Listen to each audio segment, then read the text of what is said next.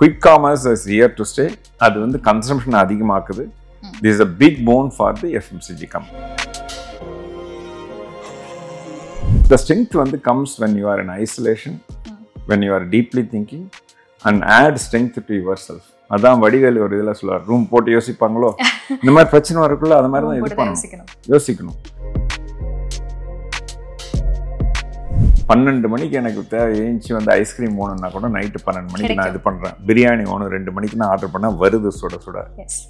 So இந்த convenience முதல்ல இருக்காது. அதனால் என்ன ஆகுது, நிறைய பேர் வந்து இன்னும் கொஞ்சம் எக்ஸ்ட்ரா செலவு தான் பண்ணுறாங்க.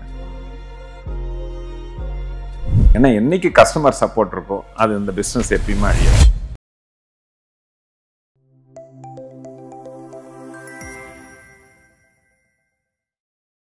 Welcome back to another episode of Corner Office Tamil by Magic 20 Tamil. இந்த சீரீஸ்ல நிறைய CFOs, CEOs, மேனேஜிங் டைரக்டர்ஸோட பேசிட்டு இருக்கோம். அந்த வரிசையில் இன்னைக்கு இவருக்கு இன்ட்ரடக்ஷனே தேவையில்லை.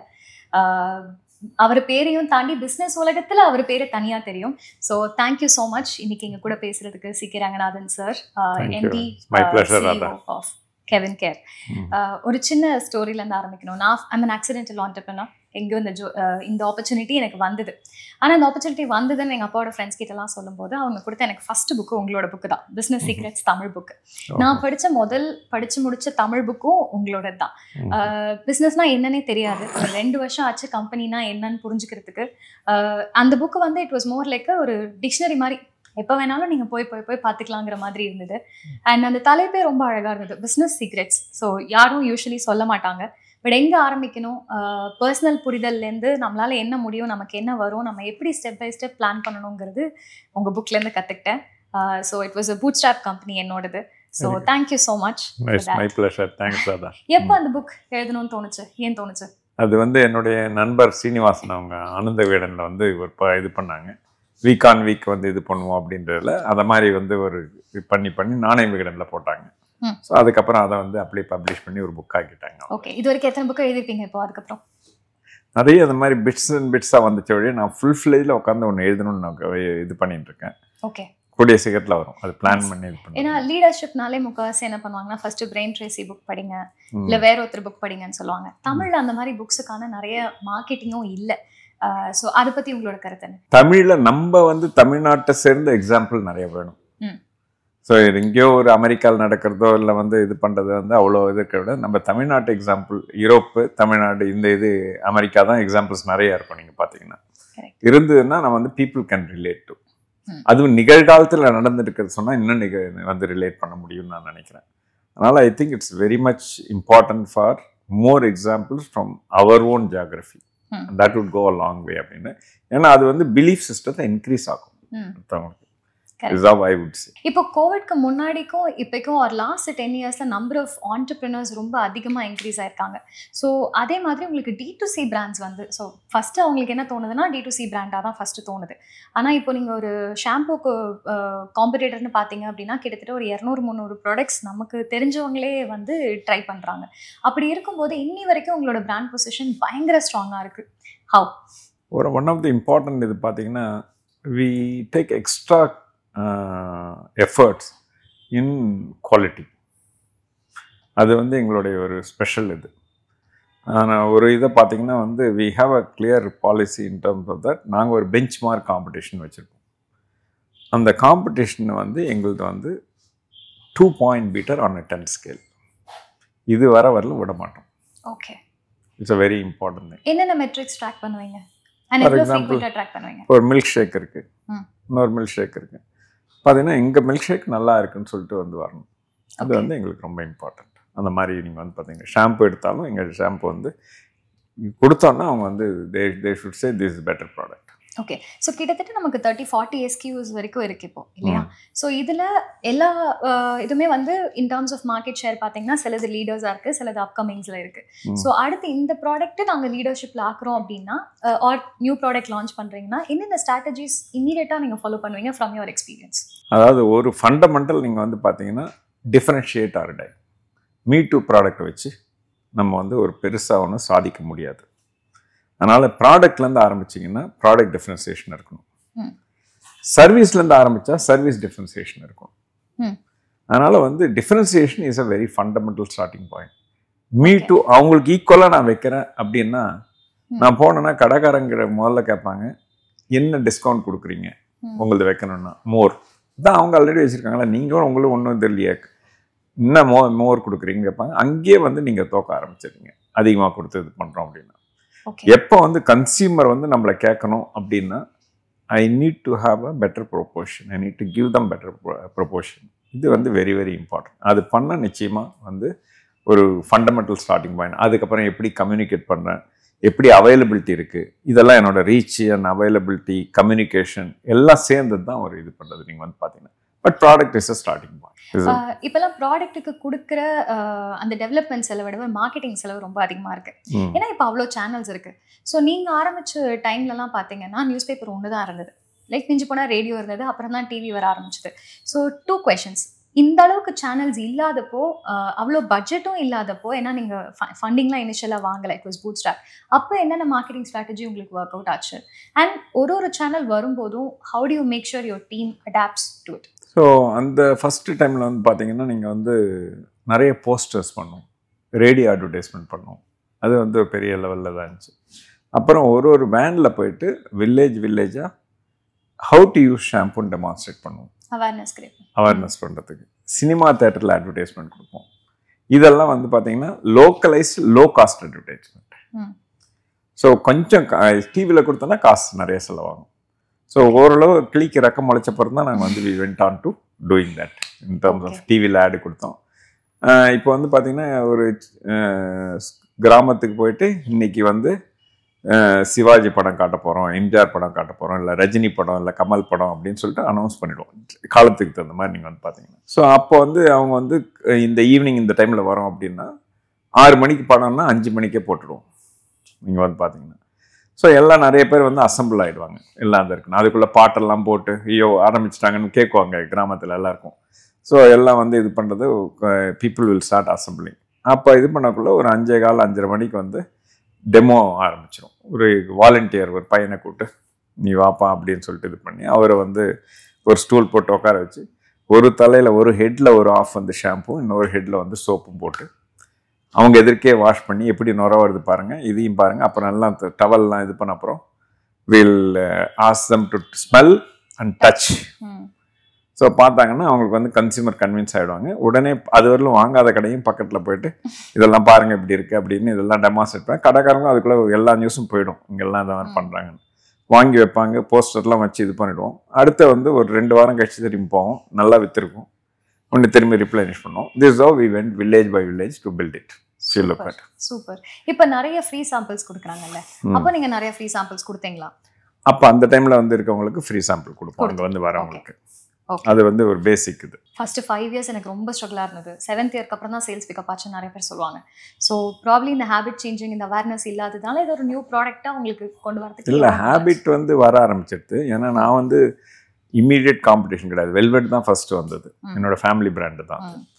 பட் நான் வரக்குள்ளே வந்து பார்த்தீங்கன்னா ஐ கேம் மச் லேட்டர். அதுக்குள்ளே நிறைய காம்படிஷன் இருந்துச்சு மார்க்கெட்டில். But it took for a while because நான் வந்து பணம் வச்சு ஆரம்பிக்கல, நிறைய கொஞ்சம் சின்னதாக வில் மூவ் ஆரம்பிச்சு தான் பண்ணோம். பட் ஜெயிச்சது மெஜாரிட்டி பார்த்தீங்கன்னா மெயின் ரீசன் வந்து டிஃப்ரென்சியேஷன் தான். விளம்பரத்துலேருந்து இல்லாதெல்லாம் எல்லாமே ஒரு டிஃப்ரென்ஷியேட் பண்ண எங்களுக்கு வந்து நல்லா சக்ஸஸ் கிடைச்சிது. அதுதான் வந்து ஒரு ஃபர்ஸ்ட் லெசன் எங்களுக்கு. ஸோ அதுக்கப்புறம் பார்த்தீங்கன்னா எங்கெங்கெல்லாம் டிஃப்ரென்ஷியேட் பண்ணுறோமோ ஸ்டோரியை வித்தியாசமாக சொல்ல முடியுது, ப்ராடக்ட் அது மாதிரி டெலிவர் ஆகுது அப்படின்னா சக்ஸஸ் வந்து கேரண்டீடாக இருக்குது. ஓகே. ஸோ அதனால தான் எங்களால் தொடர்ந்து இவ்வளோ பிராண்ட்ஸை கிரியேட் பண்ண முடியும். ப்ளேஸ்மெண்ட்ஸ் பயங்கர ஸ்ட்ராங்காக இருக்குது. ஓகே. இப்போது நீங்கள் ரீசெண்டாகவே லாஸ்ட் 2-3 இயர்ஸாக பார்த்தீங்கன்னா இந்த சீரம்ஸ், ஆயில்ஸ் அண்ட் அதுக்கேற்ற எக்யூப்மெண்ட்ஸ், ஸ்க்ரப்பர்லேருந்து எல்லாமே ரொம்ப பயங்கரமாக பிக்கப் ஆகிட்டு இருக்கு. இன்னொரு பெரிய கம்பெனி கூட இன்னொரு கம்பெனியை ரீசெண்டாக few thousand crores அக்வயர் பண்ணியிருக்காங்க. ஸோ கெவின் கேர் அதில் தான் போவாங்களா? What your thought process? Already பைப்லைனில் இருக்கா, இல்லை யாராவது அக்வயர் பண்ணலாம்னு இருக்கீங்களா? இல்லை, நாங்கள் வந்து அக்விஷன் பார்க்குறோம். அதை விட மெயினாக வந்து நாங்கள் அவர் ஓன் ரேஞ்சை க்ரியேட் பண்ணிட்டு இருக்கோம். ஓகே. பார்த்தீங்கன்னா இப்போ இந்த சீரம்லாம் சொன்னீங்க, அதெல்லாம் வந்து ஆல்ரெடி எங்களுடைய சலூன் ப்ரொஃபஷனல் ரேஞ்சுன்னு ஒரு பிராண்ட் இருக்கு, ராகா. அதில் சீரம்லாம் நிறைய பண்ணிட்டு இருக்கோம். ஸோ அந்த இதை வந்து பார்த்தீங்கன்னா it's matter of time we will be introducing that. அதனால் சீரம் பண்ணுற டெக்னாலஜிலாம் ஒன்றும் ப்ராப்ளம் இல்லை. We have everything. So it's only the market and timing we are presenting on that. So opportunity நிறையா இருக்குது and we are at it. And shampoos and hair cares தாண்டி இப்போ அடுத்து ஃபுட் ப்ராடக்ட்ஸ் போகணும், dairy and Ruchi இதெல்லாம் இருக்கு இல்லையா? So இந்த ட்ரான்சிஷன் எப்போ வர ஆரம்பிச்சுது? எதுக்காக? when something is really good இதுலயே ரொம்ப டெப்த்தாக போகிறதுக்கு பதிலாக ஏன் டைவர்சிஃபை பண்ணணும்னு தோணுச்சு? இப்போ நீங்கள் வந்து பார்த்தீங்கன்னா இது ஒரு பிஸ்னஸோட வளர்ச்சி. ஒரு பர்சனல் கேர் ஓரளவு பண்ண ஆரம்பிச்சிட்டோம். அது ஒரு பிஸ்னஸ் யூனிட்டாக ப்ராஃபிட் சென்டராகவும் ஆக்கிட்டோம். Then we brought in a business head. அவங்க வந்து அதை பார்க்குறாங்க. அப்படின்னக்குள்ள இன்னும் ஒரு பிஸ்னஸ் ஆரம்பிக்கிறதுக்கு எனக்கு ஒரு பேண்ட்வித் இருக்குது. So we are able to do. அப்போ அது இன்னொரு பிஸ்னஸ் ஹெட்டு கிட்ட கொடுத்து கிட்டக்கந்து ஹேண்ட் ஹோல்டு பண்ணி அதை க்யூரேட் பண்ணுறோம். ஸோ கம்பெனிலையும் மணி இருக்குது. ஸோ ஒன்று பணத்தை வெளில எடுத்து வேற ஏதாவது சம்மந்தம்லாம் தொழிலை இது பண்ணலாம். இன்னொன்று எங்களுக்கு தெரிஞ்சது FMCG, fast moving consumer goods, அதோட டிஸ்ட்ரிபியூஷன் எல்லாம் தெரியும். R&D போட்டு நாங்கள் வந்து அதோட ப்ராடக்ட் டெவலப்மெண்ட்டும் லேர்ன் பண்ணிக்கிறோம். ஸோ அப்படி பண்ணக்குள்ள why not we do the same kind of thing use பண்ணுறது எங்களுக்கு வந்து நல்லா இருக்கும் அப்படின்னு சொல்லிட்டு யோசித்தோம். அதோட தாக்கம் தான் இந்த மாதிரி இது பண்ணுறோம். ஸோ இப்போ if you ask me personal கேரில் நீங்கள் வந்து இது பண்ணுறது வந்து அதுலேயே ஃபுல்லாக இன்னும் நிறைய போட்டு பண்ண வேண்டியது. அதுக்கு இன்னும் தேவையை ஃபுல்லாக கொடுக்குறோம். We are not stopping that. So from that angle I think we are able to do. நீங்கள் வந்து அதே தான் நீங்கள் வந்து பார்த்தீங்கன்னா ஒரு கம்பெனியோட வளர்ச்சி வந்து இப்போ டாட்டா பார்த்தீங்கன்னா மல்டிபிள் இதில் இருக்காங்க. லீவர்ஸ் பார்த்தீங்கன்னா அது மாதிரி டீலேருந்து இதே or into ice cream and to shampoo to various things if you look at. இது ஒரு கம்பெனியோட வளர்ச்சி.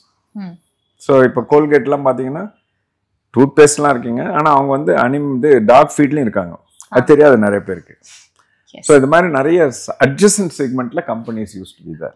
எல்லாமே ஹிட் ஆகிறதுக்கு எவ்வளோ நாள் ஆச்சு? And have you ever thought நான் இதே ஃபார்முலா அங்கே ஒர்க் ஆகும்னு நினச்சேன் ஆனால் ஒர்க் ஆகல, அந்த மாதிரி ஏதாவது மிஸ்டேக்ஸ் இருக்கா? இருக்கு. ஏன்னா ஒவ்வொரு டொமைன் நாலேஜும் வேற வேற.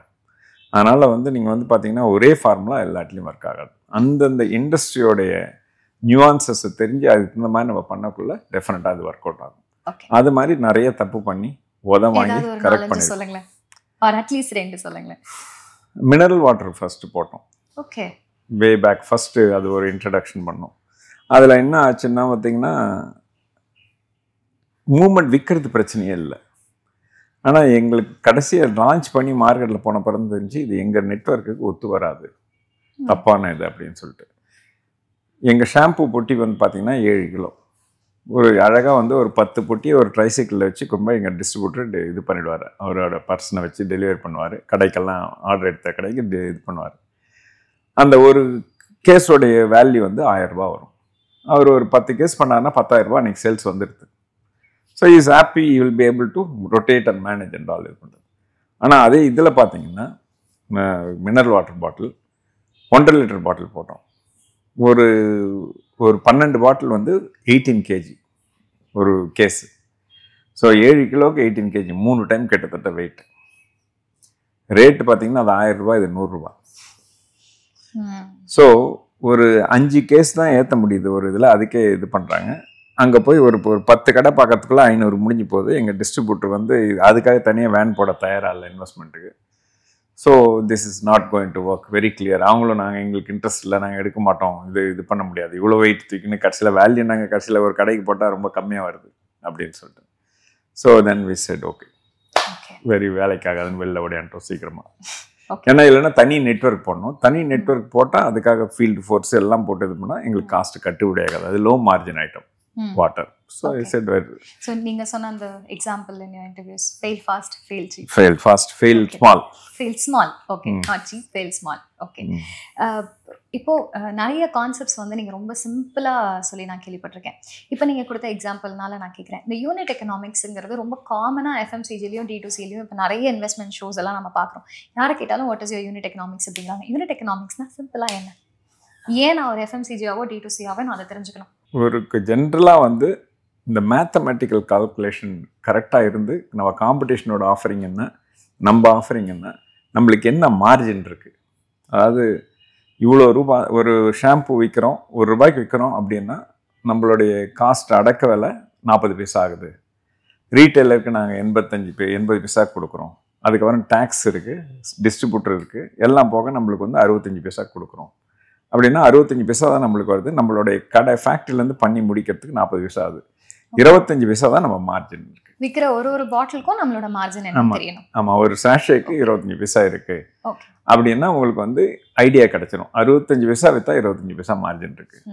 இப்போ மார்ஜின் அப்போ வந்து ₹1 விற்றா 100 ரூபீஸ்க்கு எவ்வளோ மார்ஜின் அப்படின்னு பார்த்தீங்கன்னா ரஃப்லி இட் வில் பி அரவுண்ட் 40% கிட்ட மார்ஜின் வரலாம் உங்களுக்கு. ஓகே, ஸோ இந்த இது தெரிஞ்சுன்னா உங்களுக்கு 25 பைசா இருக்குன்னா யூனிட் எக்கனாமிக்ஸ் வந்து எவ்வளோ விற்றா இந்த ஒரு சேல்ஸ்மேன் போகிறாரு இன்னைக்கு விற்கிறாரு. ஒரு சேல்ஸ்மேனுக்கு சம்பளம் நீங்கள் கொடுக்குறது இன்னைக்கு வந்து பார்த்தீங்கன்னா ஒரு ₹1000 ஆகிடும். அவருக்கு வந்து பார்த்தீங்கன்னா போகிறது படி கொடுக்கறது எல்லாம் சேர்த்து சம்பளம் எல்லாம் போக ரஃப்லி இன்சென்டிவ் எல்லாத்தையும் கணக்கு பண்ணிங்கன்னா ஒரு ₹1000 ஆகிடும். ஓகே, ₹1000 சம்பளம் கொடுத்து அவருக்கு சூப்பர்வைசர் எல்லாத்தையும் சேர்த்து நான் சொல்கிறேன், லேயர்லாம் சேர்த்திங்கன்னா ₹1000 கிட்ட வந்துடும் உங்களுக்கு. ₹1000 கொடுத்தோன்னா நம்ம அவர் எவ்வளோ விற்றா அவர் செலவும் போக நம்மளுக்கு வரும் அப்படின்றது இது பண்ணிங்கன்னா அதுலேருந்து தான் யூனிட் எக்கனாமிக்ஸ் ஆரம்பிக்கும் உங்களுக்கு. ஓகே, புரியுதுங்களா நான் சொல்லுது? அப்போ நான் வந்து 1000 சேல்ஸ்மேன் போடலாமா இல்லை 10 பேர் போடலாமான்னு இது பண்ணலாம். நான் ஒரு ₹1000 கொடுத்து செலவு பண்ணிட்டு அங்கே போயிட்டு ₹2000 தான் விற்கிறேன் அப்படின்னா எனக்கு இருக்கிறது 40% மார்ஜினா ₹800 தான் எனக்கு கொண்டாடுறாரு அவர். ஆனால் எனக்கு செலவு ₹1000, ₹200 லாஸ். அது மேலே போகாமல் இங்கே நின்று போச்சு அப்படின்னா டெஃபினட்டாக லாஸ் ஆகினே இருக்கும். எக்ஸ்பேண்ட் பண்ணுறதுல அர்த்தமே இல்லை. ஓகே, இப்போ அவரான ₹1000 கொடுக்குறேன், ஆனால் அவர் விற்கிறது ₹5000 விற்கிறாரு. அப்போ வந்து 40% மார்ஜின் போட்டோன்னா ₹2000 எனக்கு மார்ஜின் கொண்டாடுறாரு. ₹1000 அவர் செலவு போக ₹1000 வந்து அவர் கொடுக்குறாரு டெய்லி. இப்போ ஒரு சேல்ஸ்மேன் பண்ணாருன்னா 25 நாள் பண்ணா ₹25,000 கம்பெனிக்கு வந்து is throwing back us margin after selling expense. Okay, so it is profitable unit economics எனக்கு அவர் ஆட் பண்ணக்குள்ள. ப்ரொடக்ஷனுக்கும் அதே மாதிரி பார்ப்போம் யூனிட் எக்கனாமிக்ஸ். இது ஒன்று ப்ரொடியூஸ் பண்ண என்ன ஆகுது. So everywhere you can apply the unit economics on various fronts. Finally you say that what is the entire செயினுக்கு how the unit economic works. Transportation முத கொண்டு புரியுதுங்களா நான் சொல்லுது.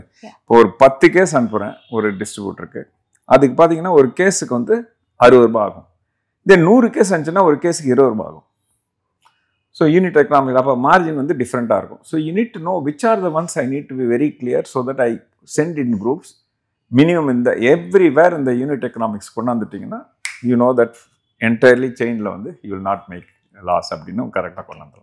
அதனால ரொம்ப ஃபண்டமெண்டல் இது பிஸ்னஸ். நீங்கள் எஃப்எம்சிஜி வந்து எண்ட் டு எண்ட் இப்போ பார்த்தீங்கன்னா ஃபஸ்ட்டு நீங்கள் டேரெக்டாக ஹோல்சேலர்லேருந்து டீலர்லேருந்து டிஸ்ட்ரிபியூட்டர்லேருந்து உங்களுக்கு நிறைய லேயர்ஸ் இருக்குது. இப்போ quick commerce has become the newest thing. So அவங்களுக்கு லோக்கலாகவே வேர் ஹவுஸ் இருக்குது. The delivery in 5 minutes. நான் மந்தில் நான் லிஸ்ட்டு போட்டு நான் வந்து ரீப்ளேஸ் பண்ணுற டைம் வரைக்கும் நான் வெயிட் பண்ண வேண்டாம். ஸோ இப்போ இந்த குவிக் காமர்ஸ் எஃப்எம்சிஜி கம்பெனிஸ்க்கு எவ்வளோ ஹெல்ப்ஃபுல்லாக இருக்குது and how do you see quick commerce growing? Or இது ஒரு டெம்பரரி வேவ் மாதிரி காணாமல் போயிடலாமா? டெம்பரரி மாரி சில பேர் அப்படி நினைக்கிறாங்க. என்னை பொறுத்தவரை காணாமே போகாது. ஏன்னா கன்சியூமர்கிட்ட வந்து ஸ்ட்ராங் சப்போர்ட். 12 மணிக்கு எனக்கு ஏஞ்சி வந்து ஐஸ்கிரீம் வேணும்னா கூட நைட்டு 12 மணிக்கு நான் இது பண்ணுறேன். பிரியாணி வேணும் 2 மணிக்கு நான் ஆர்டர் பண்ணால் வருது சுட சுட. ஸோ இந்த கன்வீனியன்ஸ் முதல்ல இருக்காது. அதனால என்ன ஆகுது, நிறைய பேர் வந்து இன்னும் கொஞ்சம் எக்ஸ்ட்ரா செலவு தான் பண்ணுறாங்க. It goes on to the kind of this convenience immediate. நம்ம ரொம்ப யோசிச்சு இது இல்லையா அது இல்லையான்னு இது பண்ணுவோம். யாரும் கெஸ்ட் வராங்களா கூட டக்குன்னு குயிக் காமர்ஸில் ஆர்டர் பண்ணு, முடிஞ்சு போச்சு. இல்லை ஸ்விக்கி ஜொமேட்டோவில் ஆர்டர் பண்ணால் சாப்பாடு அந்த ஹோட்டல்லேருந்தே கொண்டு வந்துடலாம். நான் பண்ண மாதிரி எங்கள் பிளேட்டில் வச்சு அழகாக டிஷ்ஷில் வச்சு இது பண்ணிடுவோம். அதுனா ஒரு ஐட்டம் ஆர்டர் பண்ணா அந்த டெலிவரி பாய் ஒரு ஐட்டம்காக வரணும்னு சொல்லிட்டு we end up ordering 7 or 8 more. Absolutely. அவங்களோட லாஜிஸ்டிக்ஸ் காஸ்ட் சார்ஜ் பண்ண கூடாது. அதுல உள்ள ஒரு என்ன எக்ஸ்பீரியன்ஸ் கொடுத்ததோ அது இப்போ இந்த மொபைல்ல உங்களுக்கு ஒரு எக்ஸ்பீரியன்ஸ். Absolutely. அதனால வந்து quick commerce is here to stay. அது வந்து consumption அதிகமாக்குது. This is a big boon for the FMCG companies. But one company is burning so much. அந்த burn நீங்க எப்படி பாக்குறீங்க? ஏன்னா நான் கெவின் கேர் as a brand-ஆ நான் ஃபாலோ பண்ணி நான் படிச்சது வரைக்கும் I see this as a more homegrown, conservative, ethical, stable growth business rather than a quick வந்துட்டு burn பண்ணி காணாம போற business மாதிரி. ஸோ இந்த burn நீங்க எப்படி பாக்குறீங்க? நான் ரொம்ப பாசிட்டிவா பாக்குறேன். Okay, interesting. நீங்க மட்டும் தான் பாசிட்டிவா சொல்லிருக்கீங்க. ஓகே, ஏன் பாத்தீங்கன்னா இது ஒரு ஹேபிட் கிரியேஷன். இன்னைக்கு நான் வந்து நீங்களே உங்களையே கேட்குறேன், ஒரு கஸ்டமரா நாளைக்கு குயிக் காமர்ஸ் இல்லைன்னா நீங்கள் வருத்தப்படுவீங்களா? கண்டிப்பா. கரெக்டாக எனக்கு கன்வீனியன்ஸ் போகும். ஸோ அப்போ நான் வந்து குயிக் காமர்ஸ் கம்பெனி கொஞ்ச நாள் கழிச்சுட்டு நான் என்ன சொல்கிறேன், உங்களுக்கு டெலிவரி பண்ணால் ஒரு டெலிவரிக்கு ஒரு ₹25 சார்ஜ் பண்ணுவேன் அப்படின்னு சொன்னால் ஒத்துக்குவீங்களா? ஒத்துக்க மாட்டீங்களா? அதே ₹1000 மேலே பண்ணால் ஒன்றும் கிடையாது, அதுக்கு கீழே பண்ணால் நான் இப்படின்னு ஒரு ஸ்லாப் கொடுத்துட்றேன். ஸோ என்னோட யூனிக் எக்கனாமிக்ஸ் அதிலே ஒர்க் அவுட் ஆகிடும். புரியுதுங்களா? இன்னைக்கு வந்து ஃப்ரீயாக கொடுத்துட்றேன், மினிமம் சார்ஜ் பண்ணுறேன். பட் நிறைய பேர் இப்போ வந்து பார்த்தீங்கன்னா 200 காம்படிஷன் வந்து ட்ரைவ் பண்ணுறாங்க. வால்யூம் வந்ததுன்னா, இப்போ ஒரு பர்சன் அங்கேருந்து கிளம்புறாரு, 10 நிமிஷத்தில் இங்கே கொண்டாந்து கொடுக்குறாரு அப்படின்னா, அவர் வந்து ஒரு நாளைக்கு 50 ட்ரிப் பண்ண வச்சேன்னா எனக்கு வந்து இன்னும் ப்ராஃபிட் ஜாஸ்தி. அதனால தான் சில பேர்லாம் என்ன சொல்கிறாங்க, ஆரம்பிக்குள்ளே ஒரு 30 டார்க் ஸ்டோர் போட்டாங்க சென்னை மாதிரி சிட்டியில். இன்னைக்கு வந்து 50 போடலாம், 100 போடலாம். அங்கே போனால் டக்குன்னு போனால் ஒரு 10 நிமிஷத்துக்குள்ளே வந்துடணும், போயிட்டு 5-10 நிமிஷத்தில் ஓடியாந்துடணும். ஏன்னா எனக்கு அது ஒரு எட்ஜ் இன் பீட்டிங் தம். அதனால நிறைய ஸ்டோர் டார்க் ஸ்டோர் வச்சிருவோம் அப்படின்றதெல்லாம் யோசிக்கிறாங்க அவங்க. பார்த்தீங்கன்னா ரொம்ப எட்ட இருக்க டைம் அதிகமாகிடுது டார்க் ஸ்டோர்லேருந்து. இதெல்லாம் வந்து ஒரு பெரிய சேஞ்சாக வரும் அப்படின்றது என்னோட வியூ பாயிண்ட். இதனால வந்து அவங்களுக்கும் காஸ்ட் கம்மி. ஒரு பர்சன் 50 ட்ரிப்பு 60 ட்ரிப்பு பண்ணாருன்னா காஸ்ட் ஒர்க் அவுட் ஆகிடுது. அவருக்கு 1000 ரூபாய் பே பண்ணுவாங்க எல்லாம் சேர்த்து இன்சென்டிவ் எல்லாம் வச்சுங்க. பட் ஸ்டில் வந்து இது ஒரு இதாகிடும். அவர் ஒரு ட்ரிப்புக்கு ஒரு வந்து குறைஞ்சது 1000 ரூபாய் எடுத்துன்னு போகிறாரு, இல்லை 500 ரூபாய் ஒரு ட்ரிப் அப்படின்னா 50ன்னா 12,500 ரூபாய். So they will work out margin. எப்படி இருந்தாலும் அவங்க கம்பெனி கிட்ட வந்து பார்த்தீங்கன்னா அவங்க வந்து நல்லா வந்து மார்ஜின் நிறைய தான் எடுப்பாங்க. அதனால அவங்களுக்கு ஸ்கேல் வர அவங்களுக்கு அட்வான்டேஜ். அந்த ஸ்கேலுக்காக அவங்க செலவு பண்றாங்க, கஸ்டமர் ஹேபிட் கிரியேஷனுக்காக பண்றாங்க. அதனால வந்து இந்த இது வந்து நிச்சயமா அழியாது. ஏன்னா என்னைக்கு கஸ்டமர் சப்போர்ட் இருக்கோ அது இந்த பிசினஸ் எப்பயுமே அழியாது. இந்த பீச் எல்லாம் போகும்போது ஜென்ரலா நீங்க பிசினஸ் பத்தி படிக்க ஆரம்பிச்சீங்கன்னா யூடியூப்ல ஃபர்ஸ்ட் என்ன வீடியோ வரும்னா, ஏன் 2 சுண்டல் கடை பக்கத்துல இருக்கு தெரியுமா, ஏன் 2 ஃபிஷ் கடை பக்கத்துல இருக்கு பீச்ல தெரியுமா, அதுக்கு ஒரு மேனேஜ்மெண்ட் ஸ்ட்ராட்டஜி பேச சொல்லுவாங்க. அந்த மாதிரி எஃப்எம்சிஜில ரொம்ப காமனா இருக்கக்கூடிய ஒரு ஸ்ட்ராட்டஜி என்னது? எல்லாருமே அதை கண்டிப்பா ஃபாலோ பண்ணுவாங்க அப்படிங்கிற மாதிரி. காமன் பார்த்தீங்கன்னா நிறைய காமன் தான். கன்சியூமருக்கு தெரிய வைக்கிறதுக்கு விளம்பரம் பண்றது ஒரு காமன் நீங்கள் வந்து பார்த்தீங்கன்னா. ஆனால் சூஸ் பண்ணுற வெஹிக்கிள் டிஃப்ரெண்ட்டாக இருக்கலாம், மெத்தட் டிஃப்ரெண்ட்டாக இருக்கலாம். பட் கம்யூனிகேஷன் பண்ணுறது காமனாக பண்ணி ஆகணும்.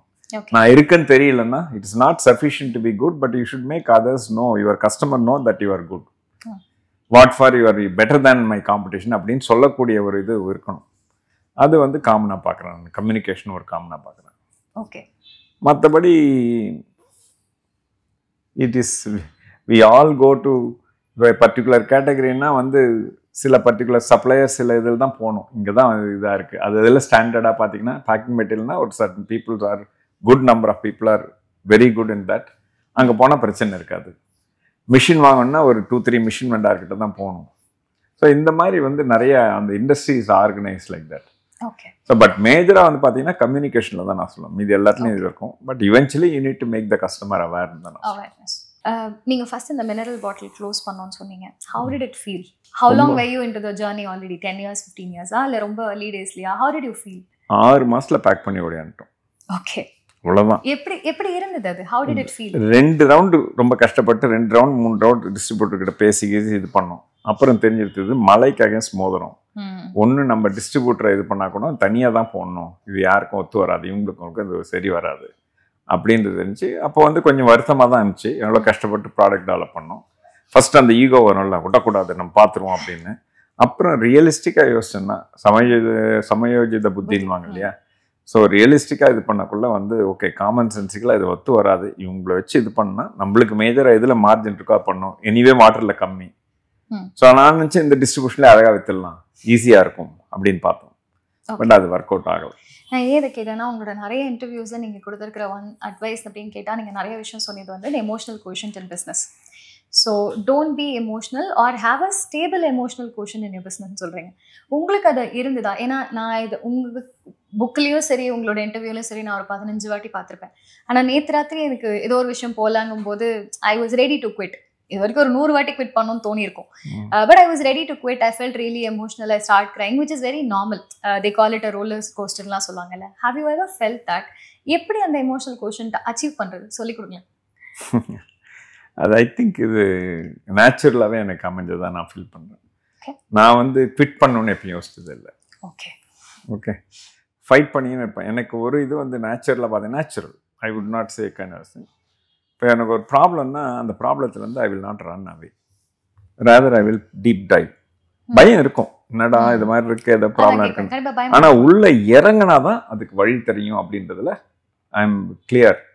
ஸோ உள்ளே இறங்கி பார்த்தோடனே அப்புறம் ஒரு அரை மணி நாள் ஒரு 2 நாள் உள்ளே இறங்கி அலசி இன்னதான்ப்பா இந்த டேட்டா என்ன சொல்லுது, என்னதான் பிரச்சனை அப்படின்னு நல்லா நிறைய பேர்கிட்ட பேசி இது பண்ண அப்புறம் you will get clarity of what to do. அப்போ ப்ராப்ளம் இருந்தால் கூட conviction and confidence to overcome will be very high. இந்த இதை சாப்பிட்டா பித்தம் தெளிஞ்சிடும் அப்படின்ட்டு தெரியணும். ஆனால் அதுக்கு ஒரே வழி டீப் டைவ் பண்ணணும். ப்ராப்ளத்தை கண்டு ஓடாமல் உள்ள இறங்கி எல்லாம் இது பண்ணா things will definitely அதுக்கான ஸ்ட்ரெngth எங்க வரும்? ஃபியர் ஒரு வார்த்தை சொன்னீங்க. சோ ஃபியர் இருந்தா கண்டிப்பா இதுக்கான ஸ்ட்ரெngth வரும். அந்த ஆமா, அதாவது நீங்க ரொம்ப ஃபியரை பத்தி நினைச்சீங்கன்னா அது grow ஆகும். Okay, fear of failure. ஆமா, ஃபியர் ஆஃப் ஃபெயிலியர். அதே இதாயிடுமோன்னு நினைப்பீங்க. ஆனா அதே வந்து you start looking at that. நான் ஃபெயிலியரை பத்தி இது பண்ணல, I am going to look at the reason for that, how to come out அப்படின்னு அந்த சொல்யூஷன் கண்டுபிடிச்சிட்டா கான்ஃபிடன்ஸ் வந்துடும். ஓகே, அப்ப நீங்க வந்து the way you talk to your own people, your colleagues will be very different than when you are dominated by fear.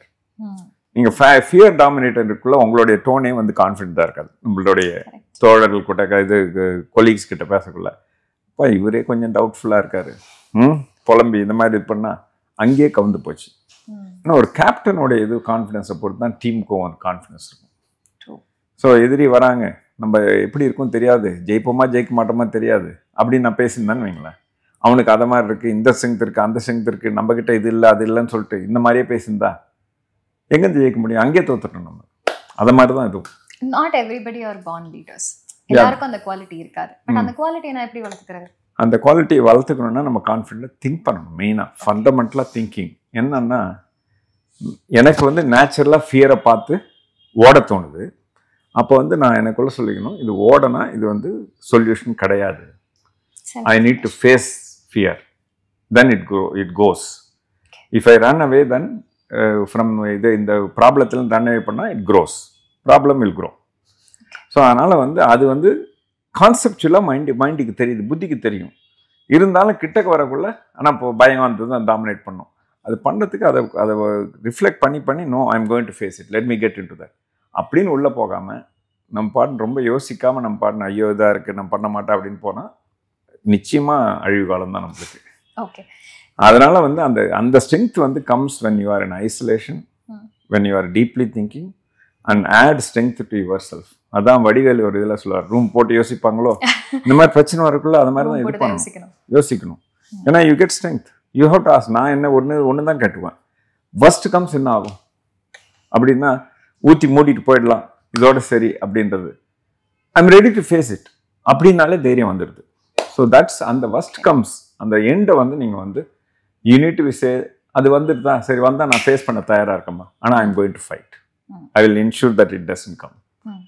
அந்த மாதிரி நீங்கள் வந்து கொஞ்சம் இது பண்ணிங்கன்னா அதாக இருக்கும். ஐயோ அது வரக்கூடாதுன்னா நம்ம we only face fear. It is ஓகேன்ற including death. Feel like okay I'm first comes வந்தால் நம்ம I am ready to face அப்படின்னு வைங்களேன், உங்கள் தைரியமே மனம் அமைதியாகிடும். அமைதியாகக்குள்ளே வந்து ஈஸியாக ஃபைட் பண்ணக்கூடிய ஒரு சக்தியும் அதிகமாக வரும். இது என்னோட அனுபவம். அதனால் நான் எப்பயுமே பார்த்தீங்கன்னா பிகின் வித் எண்ட் இந்த மாதிரி மாதிரி ஃபர்ஸ்ட் கம்ஸ் ஆனால் என்ன ஆகுன்றதை யோசிச்சுருவேன். அதனால தான் நீங்கள் வந்து பார்த்தீங்கன்னா ஏதாவது ஒரு புதுசாக ஒரு ப்ராஜெக்ட் போகிறோம், எனக்கு ரொம்ப செட்பேக் வந்து பார்த்தீங்கன்னா டெம்பரரி செட்பேக்ஸ் நிறைய, லார்ஜர் செட்பேக் இருந்தது இல்லை. ஏன்னா அகலக்கால் வைக்கிறது இல்லை, இந்த ஃபெயில் ஃபாஸ்ட் ஃபெயில் ஸ்மால் மாதிரி யோசிப்பேன். இது இந்த பர்டிகுலர் ப்ராஜெக்டில் இவ்வளோ செலவு பண்ணுறோம், இது வந்து ஃபெயில் ஆனால் எவ்வளோ நாள் ஆகும் கம்பெனி எழுந்திரிக்கிறதுக்கு? பழையபடி ஒன்றுமே இல்லை, கீழே வந்து டக்குன்னு ஏஞ்சி ஓடுறாங்க அப்படின்னா எவ்வளோ நாள் ஆகும் அப்படின்னு நான் சின்னதாக இருக்குள்ள சொல்கிறேன். மேக்ஸிமம் 3 மாதத்துக்கு மேலே நான் எடுக்க மாட்டேன். 3 மாதத்தில் டக்குன்னு பழைய நிலைமைக்கு ஃபைனான்ஷியல் இதுக்கு கோப்பப் ஆயிடணுன்னாங்க. 2 வருஷம் 1 வருஷம் இருக்கு மாதிரி பெரிய அகலக்கால் வச்சா அது கம்பெனி இதாகிடுறதுக்கு சமம். அதனால் I never bet full house. So that's a very important principle I follow. Some self-help books that you recommend. நான் இது படிச்சிருக்கேன், எனக்கு இது ரொம்ப பிடிக்கும். நிறைய செல்ஃப்-ஹெல்ப் புக்ஸ் இருக்கு. பட் நான் வந்து ரொம்ப இது பண்ணால் நம்ம ஒரு பிஸ்னஸில் யாரை ஜெயிக்கணும்னா you need to be a continuous learner. இந்த லேர்னிங் அஜிலிட்டின்னு சொல்லுவாங்க, அது வந்து ரொம்ப இம்பார்ட்டன்ட். லேர்னிங் அஜிலிட்டினா நிறைய லேர்ன் பண்ண we are resourceful. ஆனால் இருக்கிற ரிசோர்ஸை நம்ம கூட இருக்க நாலேஜை ஒழுங்காக யூஸ் பண்ணுறோமா, அதுதான் வந்து அந்த அஜிலிட்டி, லேர்னிங் அஜிலிட்டி. நான் வந்து நிறைய வாட்ஸ்அப்பில் ஃபார்வர்டு வருது, நல்லா இருக்குன்னு பார்ப்போம். ஆனால் ஆர் வி யூஸிங் இட் அப்படின்னு பார்த்தா நல்லா இருக்குன்னு பார்த்துட்டு okay good, but I continue to do what I have been doing. So அங்கே ஒரு நிறுத்தி யோசித்து இது நல்லா இருக்கு, இதை நான் வந்து ஐ எம் கோயிங் டு இம்பைப் நான் இது வந்து உள்வாங்கி நான் இது வந்து ப்ராக்டிஸ் பண்ண போகிறேன் அப்படின்னு என்னைக்கு வந்து நம்ம அதை எடுத்து பண்ணுறோமோ அப்போ வந்து நாட் ஒன்லி நாலேஜ் என்கிட்ட வரதை வந்து உள்வாங்கி ஐ am going to use it well. So I become more resourceful. Okay, perfect. So நான் சின்ன வயசுலேருந்தும் சரி, இதை பார்க்குற எல்லாருமே சரி, அட்லீஸ்ட் ஒரு வாட்டியாவது அந்த பெரிய மீரா பாட்டில் அவங்க வீட்டில் இருந்திருக்கும், ரைட்? கெவின் கேர்னாலே ஃபஸ்ட்டு ஞாபகம் வர பிராண்ட் அது இப்போ கெவின்ஸ் மில்க் அண்ட் ருச்சி நிறைய பிராண்ட்ஸ் இருக்குது. இப்படி ஹோம் கிரவுண்ட் பிராண்டாக ஆல்ரெடி ஆனதுக்கப்புறம் ஏன் ஐபிஓ போகலை? நாங்கள் என்ன பார்க்குறோன்னா ஐபிஓ போகலான்னு தான் சொல்லிட்டு இருந்துச்சோம். எங்கள் சைஸ் இன்னும் ஸ்மாலாக பார்க்குறோம். ஆப்பர்ச்சுனிட்டி பெருசு, ஹியூஜ். பப்ளிக் போனோன்னா நீங்கள் வந்து பார்த்தீங்கன்னா நிறைய டெசிஷன் வந்து ஷார்ட் டேர்மாக you will be push to take. இந்த ஸ்டேஜில் ஷார்ட் டேர்ம் போனால் எங்களுக்கு வந்து இதாக இருக்கும். இன்றைக்கி we are a debt free company. ஓகேங்களா? ஒரு கடன் இல்லாமல் நாங்கள் வந்து பிஸ்னஸ் பண்ணுறோம். ஸோ அந்த மாதிரி சுச்சுவேஷனில் நீங்கள் வந்து கடன் வாங்கி நிறைய போயிட்டு இது பண்ணக்குள்ள பப்ளிக் போகக்குள்ள இந்த குவார்ட்டர் இது ரிசல்ட் கொடுத்தாகணும், இல்லைன்னா ஸ்டாக் விழும், இந்த மாதிரி இல்லை. பப்ளிக் போகிறதுக்கு 2-3 காரணம் இருக்குது. ஓகே, ஒன்று வந்து பார்த்தீங்கன்னா வெல்த் ஷேரிங். ஓகே, செகண்ட் வந்து பார்த்தீங்கன்னா இது பீப்புள் ரிட்டன்ஷன் அப்படின்றதுக்கு ஒரு ஸ்டாக் ஆப்ஷன் கொடுத்து இது பண்ணி கொடுப்பாங்க. மூணாவது வந்து பார்த்தீங்கன்னா வந்து ஓனர்ஸ் வாண்ட் டு என்கேஷ் த மணி. சரி, இவ்வளோ தூரம் ஹார்ட் ஒர்க் பண்ணியிருக்கோம், ஒரு கேஷ் எடுத்து இது பண்ணிக்கோங்க. ஸோ என்னோட மைண்ட் செட் எப்படி இருக்குது அப்படின்னு பார்த்தீங்கன்னா, ஷார்ட் டேர்மாக இருக்கிறத விட இப்போ நம்ம வந்து பார்த்தீங்கன்னா ஒரு இதில் வந்து இந்த வருஷம் ப்ராஃபிட்டே வேணாம், will go all out and invest and building this. இப்போ எப்படி நான் வந்து ₹1 இன்வெஸ்ட் பண்ணாமல் ரொம்ப மினிமலிஸ்டிக் பண்ணிவிட்டு எப்படி இன்றைக்கி டெட் ஃப்ரீயாக இருக்கும் இவ்வளோ தூரம் வளர்ந்துன்னு பார்த்தீங்கன்னா, வர வெரி ப்ளவ் இட் பேக். நான் எடுத்து இது வாங்குறேன் அது வாங்குறேன் நிறைய வாங்கி வேறு இதில் ரொம்ப போயிருந்தேன்னு எங்கள் அட்ஜஸ்டன்ட்டில் unrelated, I don't think we would have grown, we would have struggled on that. It's a very important thing. அதனால் என்னோட வியூ பாயிண்டில் வந்து பார்த்தீங்கன்னா அந்த ஷார்ட் டேர்ம் இல்லாமல் நிறைய இன்வெஸ்ட் பண்ண வேண்டியது இருக்கும். இந்த மாதம் இந்த குவார்ட்டர் ப்ராஃபிட்டை பார்த்து நம்ம வந்து இன்னைக்கு இது பண்ணக்கூடாது. we should keep going all out. Opportunity இருக்கா, பரவாயில்ல, இந்த குவார்ட்டரில் ஒன்றுமே ப்ராஃபிட் வேணும், ஒரு 10 கோடி லாஸ் பண்ணலாம்பா அப்படின்னா கூட தைரியமாக போய் பண்ணணும். ஆனால் அந்த இது வந்து பப்ளிக் பண்ண முடியாது. You are restricted on that. அதுதான் மேஜர் காரணம்.